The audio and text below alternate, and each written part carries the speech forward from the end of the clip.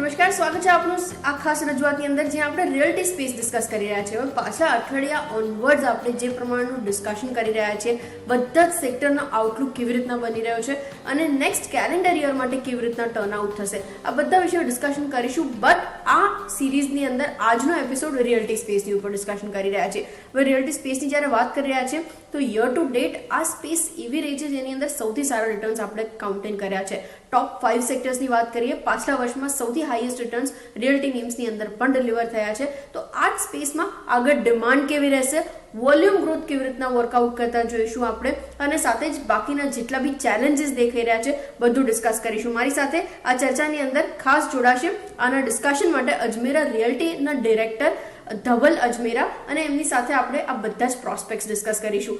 આભાર ધવલ જોડાવા માટે. અને સૌથી પહેલા શરૂઆત હું ત્યાંથી જ કરવા માંગીશ, જે પ્રમાણે આપણે પાછલું આખું વર્ષ જોયું છે રિયલ્ટી સ્પેસની અંદર ડિમાન્ડ ઘણી સારી છે, ઘણી બધી કન્ડિશન્સ છે બીજી જેની અંદર આપણે બોરોઈંગ કોસ્ટ કરતા જોયું છે, સાથે જ જે પ્રમાણે ખાસ અહીંયા આગળથી ઇન્ટરેસ્ટ રેટ સિનારીઓ વર્કઆઉટ કરી રહ્યો છે બાયર્સની ફેવરમાં. આ બધું સ્ટેબિલાઇઝ થતાં તમે અહીંથી કેવી રીતના વોલ્યુમ ગ્રોથ કાઉન્ટેન કરી રહ્યા છો, પાછલું એક વર્ષ કેવું રહ્યું, અને સાથે જ પ્રાઇસિંગ સિનારીઓ કેવી રીતના વર્કઆઉટ કરી રહ્યો છે, એક આઈડિયાથી જ શરૂઆત કરીએ.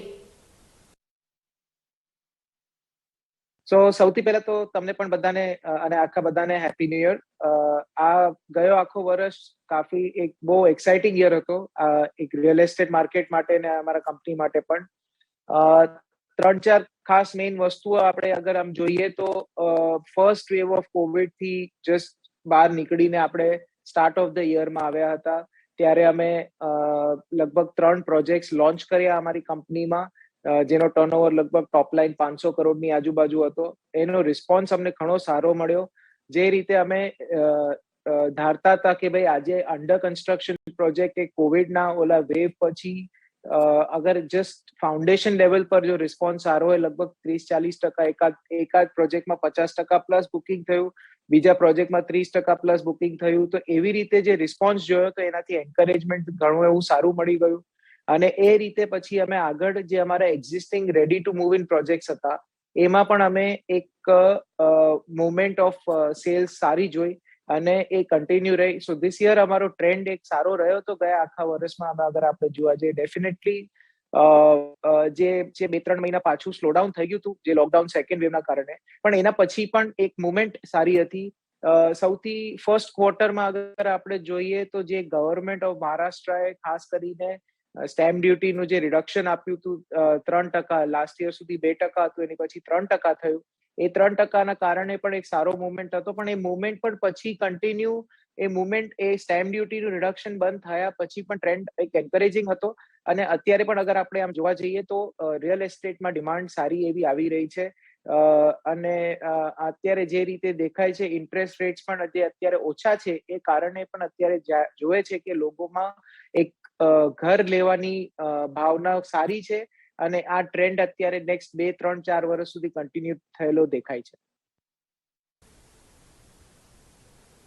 અગ્રીડ. પણ એક વસ્તુ ધવલ, મારે એ પણ તમારી પાસેથી સમજવું છે, જ્યારે આપણે આ સિનારીઓ પોઝિટિવ કાઉન્ટેન કરી રહ્યા છીએ, સ્ટેમ્પ ડ્યુટીના કટ્સ, ઇન્ટરેસ્ટ રેટ અને બાયર્સની ફેવરમાં ટર્નઆઉટ થવું, અને સાથે જ બોરોઈંગ કોસ્ટની અંદર પણ ઘટાડો, વર્સિસ જે આપણે કમોડિટી કોસ્ટનું ઇન્ફ્લેશન જોઈ રહ્યા છે. હું ઘણા બધા પ્લેયર સાથે વાતચીત કરી હતી.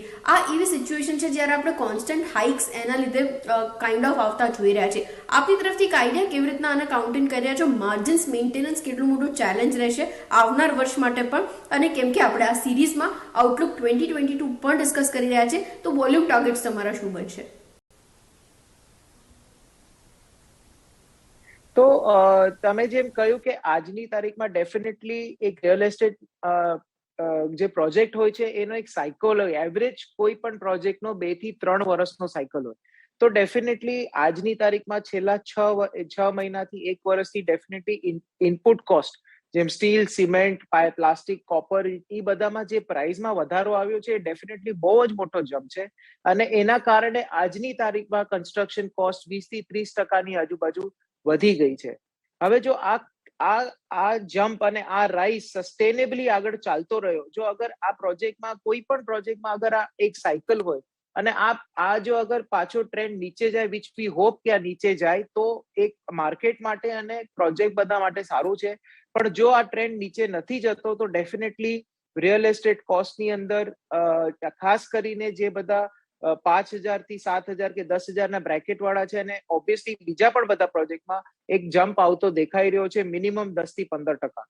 આજની તારીખમાં કોઈને કોસ્ટ વધારવામાં પ્રાઇસ વધારવામાં એટલો રસ નથી, કેમ કે મુવમેન્ટ સારી છે. એવરી રિયલ એસ્ટેટ પ્લેયરને એવું છે કે એક ટ્રેન્ડ આજે ચાલી રહ્યો છે, આ ટ્રેન્ડની સાયકલ આગળ વધતી જાય.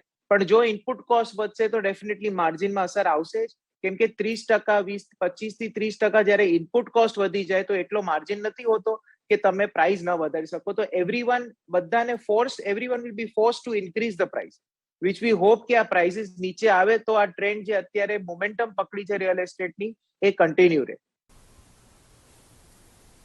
ઓકે, અને પાછલા વર્ષની કમ્પેરિઝનમાં આપણે ઇન્વેન્ટરીઝ કેટલી વર્કઆઉટ કરી રહ્યા છીએ એઝ ઓફ નાઉ જ્યારે આપણે વાત કરી રહ્યા છીએ, અને લેન્ડ બેંક્સ કેટલી છે?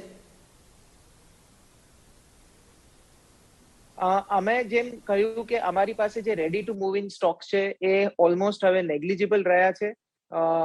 અમારો ટાર્ગેટ હતો કે અમે લાસ્ટ ક્વાર્ટર ઓફ એટલે ડિસેમ્બર અને માર્ચ 2022 ની વચ્ચે અમે અમારી ready to move in stock ની સેલ આઉટ કરી દેશું. તો ઈ સેલ આઉટ અમારું લગભગ પતી જશે. બીજું જે અમારું ટાર્ગેટ છે કે અમારા જે મેં 3 નવા પ્રોજેક્ટ્સ અમે જાન્યુઆરીમાં લોન્ચ કર્યા હતા, એ પ્રોજેક્ટ્સમાં પણ હવે મુવમેન્ટ ઓફ સેલ્સ દેખાઈ રહી છે, અને અમે અત્યારે લગભગ 3 નવા પ્રોજેક્ટ્સ અનાઉન્સ કરવાના છે. એક વડાલામાં છે ને બીજા 2 એક બેંગ્લોરમાં ને બીજા 2 બોમ્બેની અંદર જ છે. તો એ અનાઉન્સમેન્ટથી અમારા ન્યૂ લોન્ચીસ પણ આવશે. સો ઓવરઓલ આ વર્ષમાં અમે જોવા જઈએ તો લગભગ બીજા 2 થી 2,500 કરોડનો ઇન્વેન્ટરી અમારી માર્કેટમાં અમે અનાઉન્સ કરશું.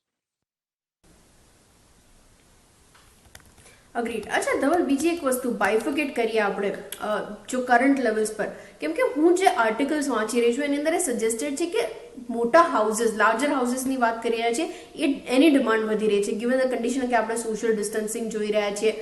મિડ સાઇઝ અને સાથે જ અફોર્ડેબલ એની કમ્પેરિઝન કરીએ, ક્યાં વધારે ટ્રેક્શન તમે જોઈ રહ્યા છો, અને અલ્ટ્રા લક્ઝરી સેગમેન્ટની વાત કરવા જઈએ ત્યાં કેવી રીતના વિટનેસ થઈ રહ્યું છે?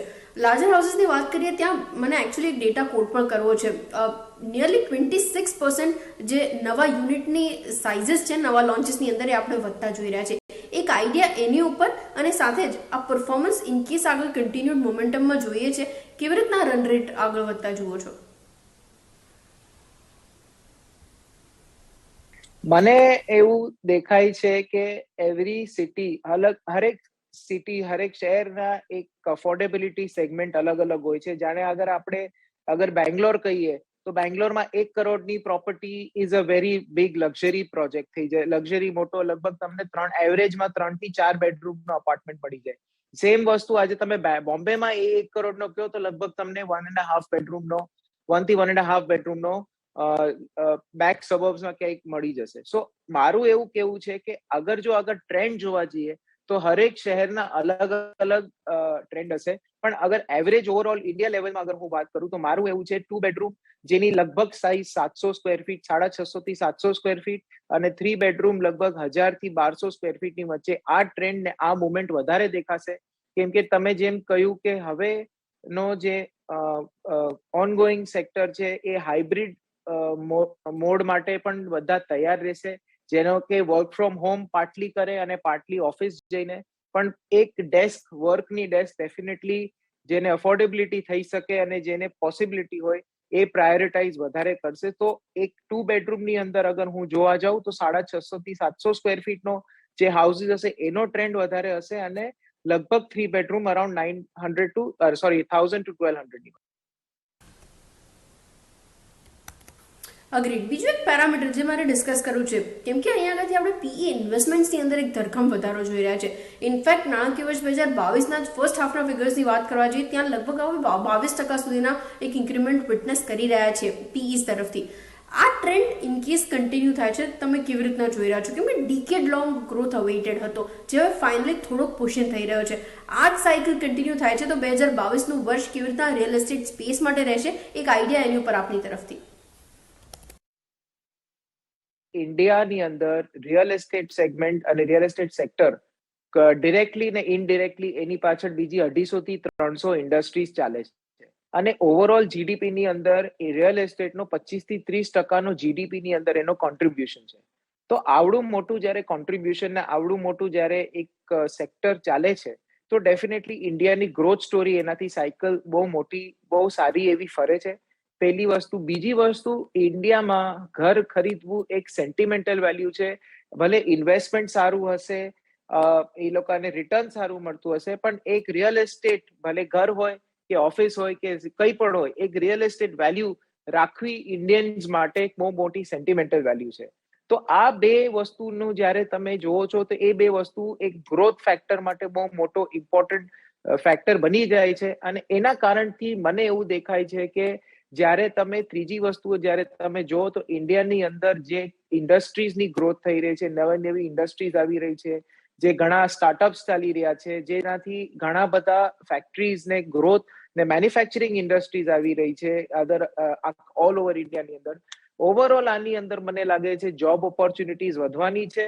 અને એના કારણે એક રિયલ એસ્ટેટમાં કમર્શિયલની અંદર, રેસિડેન્શિયલની અંદર ને રિટેલની અંદર ને વેરહાઉસિંગ, આ બધા સેગમેન્ટની અંદર એક ગ્રોથ ઓવરઓલ થતો નેક્સ્ટ 4 થી 5 વર્ષની અંદર દેખાય છે. ભલે કોસ્ટ વધશે, પણ સસ્ટેનેબલ ગ્રોથ આ સેક્ટરમાં બહુ સારો દેખાઈ રહ્યો છે. તમે જેમ કીધું કે છેલ્લા 10 વર્ષની અંદર એક રિયલ એસ્ટેટની અંદર ગ્રોથની જે આપણી આશા દેખાઈ રહી હતી, એ આશા આજથી દેખાય છે કે ભાઈ ગયા વર્ષથી જે ચાલુ થયું છે ટ્રેન્ડ, એ લગભગ નેક્સ્ટ 5 થી 7 વર્ષ આ ટ્રેન્ડ ચાલુ રહેશે. એટલે ડેફિનેટલી એફઆઈઆઈઝ ને આની અંદર એક એટ્રેક્શન થતું જશે. અને ભલે પ્રોબેબલી મારું એવું માનવું છે કે જે એફઆઈઆઈઝે લાસ્ટ યર કર્યો એનાથી 20 થી 30% એડિશનલ ઇન્વેસ્ટમેન્ટ આવશે, પણ ઓછો નહીં થાય. અગ્રી. અને ધવલ, લાસ્ટ વસ્તુ જે મારે આપની પાસેથી સમજવું છે ઇન ટર્મ્સ ઓફ જીઓગ્રાફીઝ, કેમ કે તમે એના વિશે હાઇલાઇટ બી કર્યું, કયા એરિયાઝ છે જ્યાં તમે સૌથી વધારે આ ગ્રોથ ટ્રેક્શન કન્ટિન્યુ થતા જુઓ છો? અને કેમ કે આપણે આખા ઇન્ડસ્ટ્રીના પર્સપેક્ટિવની ઉપર ડિસ્કશન કરી રહ્યા છીએ, ડેટ સ્ટ્રક્ચર કેવી રીતના વર્કઆઉટ કરતું દેખાય છે તમને? એક મોટો પ્રોબ્લેમ હોય છે જનરલી આપણે જ્યારે સેક્ટર માટે વાતચીત કરતા હોઈએ છીએ. અને હવે જ્યારે સિચ્યુએશન થોડીક ફેવરેબલ દેખાઈ રહી છે આ બધી કંપનીઝ માટે, એક લેવલ્સ કેવી રીતના સ્ટેબિલાઇઝ થતા, સર્વિસ ડાઉન થતા નેક્સ્ટ યર માટે વિટનેસ થવા જોઈએ? અત્યારે ટ્રેન્ડ છે આજની તારીખમાં, મેજરલી તમે અગર રિયલ એસ્ટેટ પ્લેયર્સને જુઓ તો ઘણા બધાએ, અને ખાસ કરીને તમે લિસ્ટેડ પ્લેયર્સને જુઓ તો એ લોકોની ડેટ રિડક્શન મોડ પર ઘણા બધા આવી ગયા છે. જાણે અમે અગર અમારી જ એક્ઝામ્પલ અમે વાત કરીએ તો અમે ગયા વર્ષમાં અમારો ડેટ ટુ ઇક્વિટી રેશિયો 1.6 કે 1.7 હતો, જે આજની તારીખમાં 1:1 છે. તો ડેફિનેટલી આ ટ્રેન્ડ ઘટતો થઈને અમારી જેમ ઘણા બધા રિયલ એસ્ટેટ પ્લેયર્સના પણ ડેટ રિડક્શન એક ટાર્ગેટ છે, અને એનાથી જ ગ્રોથ ફેક્ટર દેખાઈ રહ્યો છે. ત્રીજી વસ્તુ જે દેખાય છે કે ડેફિનેટલી ડેટ રહેશે, પણ એ વસ્તુ મેઇનલી વર્કિંગ કેપિટલમાં રહેશે. પણ લેન્ડ ફંડિંગ કે લેન્ડની અંદર પાર્ટનરશિપ વધશે, પણ લેન્ડની અંદર ડેટ લેવાનું ઘણા બધા ઓછું કરી નાખશે. બીકોઝ કંઈક ને કંઈક અનસર્ટનિટી આવે, જેનાથી પ્રોજેક્ટ અગર જો હે વાયર થઈ જાય તો આખી ફાઇનાન્સિસ હલી જાય છે. સો આ રીતે જે ટ્રેન્ડ દેખાય છે, મને એવું દેખાય છે કે ઘણી બધી રેરા આવવાથી અને ઓવરઓલ સેગમેન્ટની અંદર જે ગ્રોથ દેખાય છે એનાથી ટ્રાન્સપરન્સી અને સિસ્ટમ સારી એવી બેસી ગઈ છે રેરા આવવાથી. તો ડેફિનેટલી એ ટ્રેન્ડ અને ડેટ કંટ્રોલમાં રહેશે, અને એનાથી જ પ્રોજેક્ટ્સો આગળ મુવમેન્ટ થતા જશે. અને મારું એવું બહુ સ્પષ્ટ માનવું છે કે રિયલ એસ્ટેટ પ્લેયર્સ, ખાસ કરીને લિસ્ટેડ, એ લોકોની ડેટ વર્કિંગ કેપિટલમાં કદાચ વધી જશે, પણ overall funding point of view for land કે હાઈ કોસ્ટ ડેટ ડેફિનેટલી ઓછી થઈ જશે. બિલકુલ, આભાર આપનો જોડાવા માટે ધવલ, અને આ કમ્પ્લીટ ડિટેલ ડિસ્કશન માટે. અને એની સાથે જ મારી ટીમ તરફથી આપને આપની સંપૂર્ણ ટીમને પણ નવા વર્ષની હાર્દિક શુભેચ્છાઓ.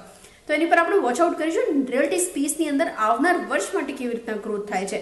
બટ એક્સપર્ટ્સ આના વિશે શું કહી રહ્યા છે, કેવી રીતના પ્રોજેક્શન્સ બની રહ્યા છે, આ બધા વિશે પણ ડિસ્કશન કરીશું. એક ક્વિક બ્રેક લઈ લઈએ. બ્રેક બાદ પાછા ફરીને બાયન્ટ કેપિટલના ડિરેક્ટર વિરલ વેરાવાલા જોડાશે મારી સાથે આ બધા મુદ્દાઓ ચર્ચા કરવા.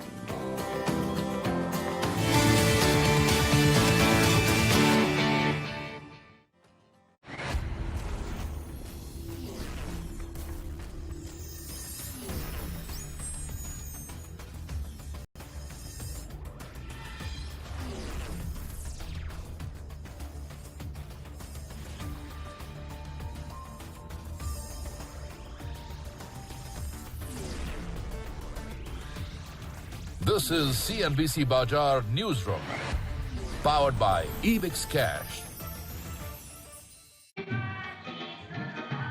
કેવું લાગી રહ્યું છે મેડમ? ફેશિયલ કેવું લાગી રહ્યું છે? શાદીની પહેલા આવે છે સીઝન shadi.com ની આજે જ ડાઉનલોડ કરો. A scheme that invests dynamically across various asset classes through ETFs and index funds based on market opportunities.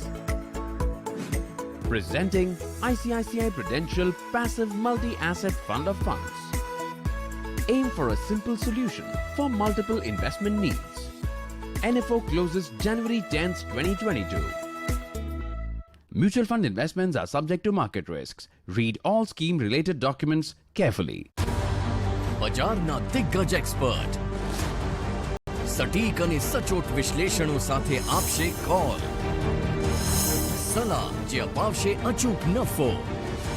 Expert advice, calls on fire, દિવસભર માત્ર CNBC બજાર પર. બજારના તમામ ઉતાર ચઢાવની છે જેમને ખબર. દેશ વિદેશના બજારો પર છે જેમની ચાંપતી નજર. તમારા રોકાણોને સુરક્ષિત કરશે અને આપશે નફો. માર્કેટ માસ્ટર્સ, માત્ર CNBC બજાર પર. શેર બજારના મહારથી આપશે પ્રત્યેક કંપનીની સંપૂર્ણ માહિતી. વિશ્લેષણો કરી આપશે સચોટ સલાહ અને આપશે આપના પોર્ટફોલિયોને સમૃદ્ધ કરવાના ફંડા. ફેન્ટાસ્ટિક ફંડા, દિવસભર માત્ર CNBC બજાર પર. શેર બજારની ચડતી પડતીમાં કયા શેર લેવા કે વેચવા તેની મથામણમાં અટક્યા છો તો વોટ્સએપ કરો 7506660000 પર અને પૂછો તમારા સવાલ. તમે @CNBC બજારના ફેસબુક પેજ અને ટ્વિટર હેન્ડલ પર #બજાર હેલ્પલાઇન લખી પ્રશ્નો મોકલી જવાબ મેળવી શકો છો, અથવા CNBC બજારના ટ્વિટર હેન્ડલ #બજાર હેલ્પલાઇન પર ટ્વીટ કરી અને મેળવો શેર બજાર સંબંધિત તમામ જવાબ. બજાર હેલ્પલાઇન, માત્ર CNBC બજાર પર.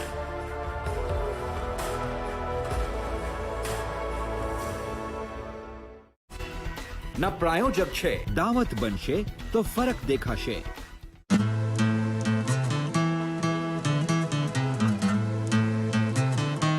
ના ના ના ના ડી સાપ નહીં, ઈ નોટ આવશે, ઈ નોટ આવશે. Let's start.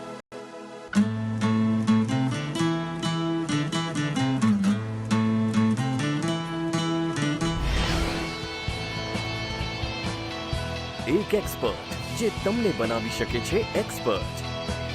લાઈવ માર્કેટના સચોટ વિશ્લેષણો સાથે market live.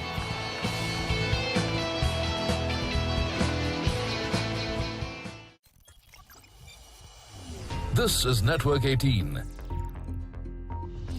and you are watching CNBC Bajar, powered by Ebix Cash.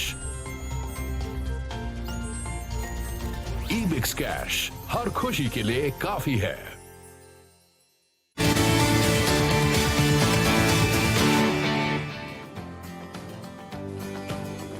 સ્વાગત છે આપનું વખત ફરીથી આ ખાસ રજૂઆતમાં. અને હવે આપણી સાથે આગળ ડિસ્કશન માટે જે રીતના આપણે વાત કરી બાયન કેપિટલના વિરલ બેરાવાલા જોડાઈ ચૂક્યા છે. વિરલ, આપણે રિયલ એસ્ટેટની ઉપર આગળ બી ડિસ્કશન કર્યું છે, બટ કેમ કે નવા કેલેન્ડર વર્ષની શરૂઆત જોઈ રહ્યા છે, હું એકચ્યુઅલી મેનેજમેન્ટની સાથે પણ ડિસ્કશન કરી હતી. રિયલ્ટી સ્પેસની અંદર ડિકેડ લોંગ અવેઇટેડ ગ્રોથ હતો, જે હવે ફાઇનલી થોડોક આપણને આવતા દેખાઈ રહ્યો છે. કેવી રીતના તમારા પ્રોજેક્શન્સ બને છે આ સ્પેસ માટે? બીજા મુદ્દાઓ પર ચર્ચા કરીએ પહેલા તમે અહીંથી કેવી રીતના આઉટલુક જોઈ રહ્યા છો? તો સર્વપ્રથમ તો હેપી ન્યૂ યર તમને અને તમારા વ્યુઅર્સને. તો આ જે વીકેન્ડ છે, એક એનારોક કરીને કન્સલ્ટિંગ છે રિયલ એસ્ટેટ, એમનો ડેટા આવેલો ને એ ડેટા ઘણો ઇન્ટરેસ્ટિંગ હતો. 2021માં લગભગ 2,37,000 યુનિટ્સ વેચાયા છે, જે ટોપ 7 માર્કેટ છે ઇન્ડિયાનું. તમે જો રિયલ એસ્ટેટ માર્કેટ જુઓ ને તો એ ટોપ 7 સિટીમાં જ છે જે લિસ્ટેડ સ્પેસમાં છે. બાકી બધું જે કન્સ્ટ્રક્શન થાય એ ક્યાં તો સેલ્ફ કન્સ્ટ્રક્ટેડ હોય, ક્યાં તો એના યુનિટ સાઇઝીસ ને જે ઓવરઓલ વેલ્યુ હોય એ નાની હોય. તો આ ટોપ 7 પર તમે કોન્સન્ટ્રેટ કરો તો યર ઓન યર 70% ગ્રોથ થયો હતો. પણ આ જે નંબર છે એ તમે 2019થી જો કમ્પેર કરો તો હજી પણ 10% ડાઉન છે.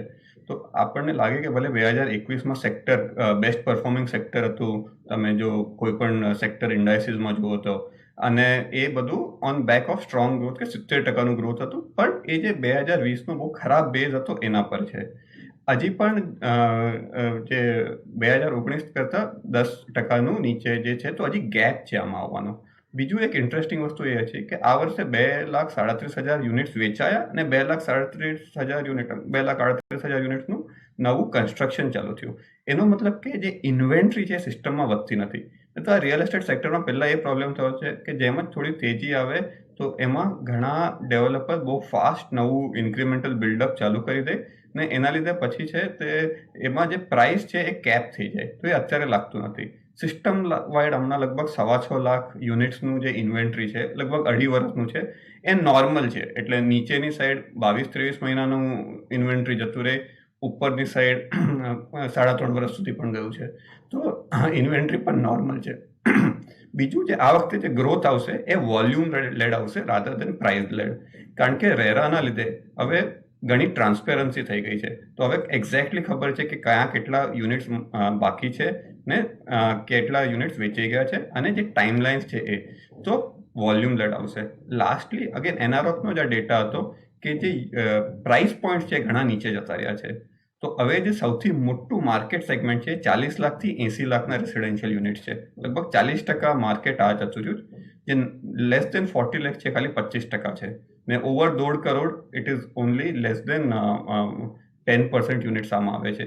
તો આ આખું વોલ્યુમ ડ્રિવન હશે, ને જે પણ ડેવલપર્સ વોલ્યુમ ડ્રિવન હશે, જે આ સેગમેન્ટમાં હશે, એ ઇન્ટરેસ્ટિંગ રિટર્ન આપી શકે આ પોઈન્ટથી પણ.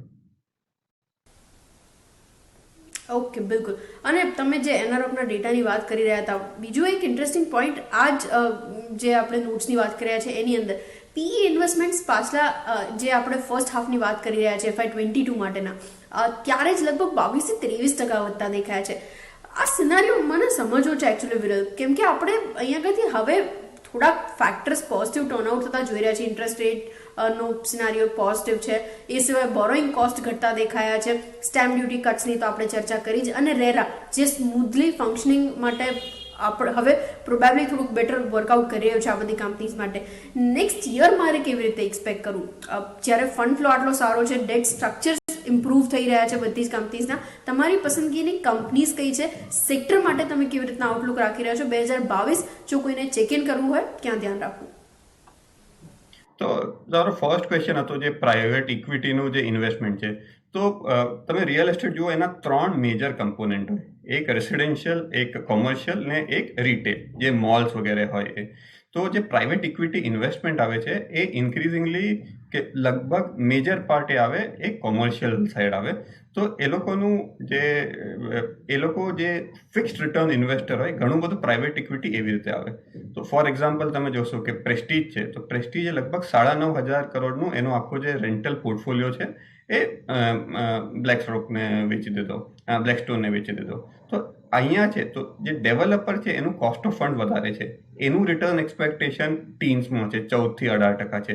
જ્યારે કે આ લોકો છે પેન્શન ફંડ છે, ગ્લોબલ ફંડ છે, એ લોકોનું રિટર્ન એક્સપેક્ટેશન લોઅર છે, પણ એ લોકોને સ્ટેડી રિટર્ન જોઈએ છે. તો પ્રાઇવેટ ઇક્વિટીમાં તમને આ કન્સિસ્ટન્ટલી દેખાશે, ને આ એક ફર્સ્ટ સ્ટેપ છે. હવે એક્ઝિસ્ટિંગ જે લાર્જ કંપનીઝ છે, જેમ કે ઓબેરોય છે કે DLF છે, આ લોકો પણ પોસિબિલિટી છે કે ઇવેન્ચ્યુઅલી એ લોકોનું જે રેન્ટલ અસેટ્સ છે, બોથ કોમર્શિયલ હોઈ શકે કે મોલ્સ પણ હોઈ શકે, એ કાર્વ આઉટ કરીને રીટ્સમાં નાખશે, ને એના લીધે તમને જે ઇન્ક્રીમેન્ટલ ઇન્વેસ્ટમેન્ટ્સ જે પ્રાઇવેટ ઇક્વિટીના છે એ દેખાતા રહેશે. જે બીજો ક્વેશ્ચન હતો કે રિયલ એસ્ટેટ કેવી રીતે જોઈએ છે, તો હજી તો આ એકચ્યુઅલી જે રિયલ એસ્ટેટની સાયકલ લોંગ હોય, ખરાબ થાય તો પાછું આવતા 7-8 વર્ષ લાગે, અને એક વખત સાયકલ પોઝિટિવ સાયકલ ચાલુ થાય તો એટલીસ્ટ 3 વર્ષ ચાલે, ઘણીવાર 5-5 વર્ષ ચાલી છે. તો તમે આ નવી સાયકલ વિચારો તો 2021 ખાલી ફર્સ્ટ યર હતું. અને આનું બીજું આજે કહું છું એનું બીજું એક ડેટા પોઈન્ટ એ છે કે Q4નો જે ડેટા હતો, જે ઓક્ટોબર ટુ ડિસેમ્બર 2021નો ડેટા હતો, એ હાઈએસ્ટ સેલ્સ હતા 2015થી. તો ભલે યર ઓન યર હજી પણ 10% ઓછું છે, બટ ક્વાર્ટરલી બેઝિસ પર બેસ્ટ ડેટા આવવા માંડ્યો છે, અને ફેસ્ટિવ સિઝન ઘણી સારી હતી. તો આ જોઈએ તો ઇન્ક્રીઝિંગલી લાગે છે કે ફોકસ રહેવું જોઈએ રેસિડેન્શિયલ સાઇડ રાધર દેન કોમર્શિયલ રિયલ એસ્ટેટ ડેવલપર, અને એમાં આપણે લોકલ એરિયા સ્પેસિફિક જોવાનું. તો જે અત્યારે સૌથી સારું પરફોર્મિંગ રિજન છે MMR છે, મુંબઈ છે. લગભગ જે 2,37,000નું જે સેલ્સ હતું એમાંથી 75,000 સેલ્સ MMRના હતા. તો MMRનું જે ડેવલપર છે તો એમાં બેસ્ટ પ્લે ઓબેરોય છે. એ લોકોને થોડુંક પ્રાઇસ ઇન્ક્રીઝ મળી છે. તો જે ઘણું આખા સિસ્ટમમાં ફર્સ્ટ ટાઈમ થઈ રહ્યું છે કે પ્રાઇસ ઇન્ક્રીઝ મળી છે, ને આખું MMRમાં એકચ્યુઅલી 5% પ્રાઇસ ઇન્ક્રીઝ હતી. તો એક તમે મુંબઈ માટે સેફ પ્લે ઓબેરોય, પ્લસ જે મેં પહેલાં પણ કીધું કે એમાં ફ્રી ઓપ્શનાલિટી છે. ઇવેન્ચ્યુઅલી એ લોકો રીટમાં જો ડાયવેસ્ટ કરી નાખશે તો એ બહાર આવશે. બીજું કે એ લોકો પાસે ઘણી રેડી ઇન્વેન્ટરી છે, તો હવે કેશ ફ્લો સારા દેખાતા રહેશે. અને થર્ડ પોઈન્ટ છે કે brand in Mumbai region it is if not the best, one of the best brand in MMR. તો જે ઇન્ક્રીમેન્ટલ પ્રોજેક્ટ્સ આવશે એ લોકોને JDAમાં મળશે. તો એટલે અપફ્રન્ટ કેશ ફ્લો નહીં થાય ને લેન્ડ ઓનર સાથે એ થશે. સેકન્ડ ગુડ પરફોર્મિંગ માર્કેટ છે ઇઝ બેંગ્લોર. તો બેંગ્લોર આઈટીના લીધે લગભગ 30-40% સેલ્સ, ઘણા ક્વાર્ટરમાં ઇવન 50% સેલ્સ આઈટી ડ્રીવન હોય. હવે આઈટી સારું કરી રહ્યું, ત્યાં સેલરી હાઇક્સ મળી રહ્યા છે. તો બીજો એક પ્લે આપણે બેંગ્લોરમાં કન્સિડર કરવો જોઈએ, અને એમાં પ્યોર પ્લે છે શોભા ડેવલપર. અગેન માર્કેટ શેર વધી રહ્યો છે. બેંગ્લોર માર્કેટમાં માર્કેટ શેર કન્સોલિડેટ થઈ રહ્યા છે. એટલે આ બધા જે પ્રેસ્ટીજ, શોભા કે ફોર દેટ મેટર બ્રિગેડ, બધા 5-7% માર્કેટ શેર પર હતા. હવે બધા 5-10, 11, 12% પર પણ જઈ રહ્યા છે. તો કોન્સોલિડેટેડ માર્કેટમાં વેલ એસ્ટાબ્લિશ બ્રાન્ડ, તો બેંગ્લોર માર્કેટમાં તમે શોભા કન્સિડર કરી શકો. ઓકે, બિલકુલ એની પર આપણે ખાસ વોચ આઉટ કરીશું કેવી રીતના ટર્ન આઉટ થાય છે. અને એની સાથે જ આભાર આપનો વિડીયો જોડાવા માટે, અને મારી ટીમ તરફથી આપને ને આપની સંપૂર્ણ ટીમને પણ નવા વર્ષની હાર્દિક શુભેચ્છાઓ. એની સાથે જ આવનાર વર્ષ કેવી રીતના પેન આઉટ થાય છે રિયલ એસ્ટેટ માટે આપણે સાથે જોઈશું, અને આ ગ્રોથની અંદર આપણા વ્યુઅર્સને કેવી રીતના બેનિફિટ થાય છે એની ઉપર પણ ખાસ આપણે જે શો કરી રહ્યા છીએ એ દરમિયાન કમેન્ટ્સ બી આપતા રહીશું. આભાર આપનો જોડાવા માટેના ડિટેલ્સ માટે.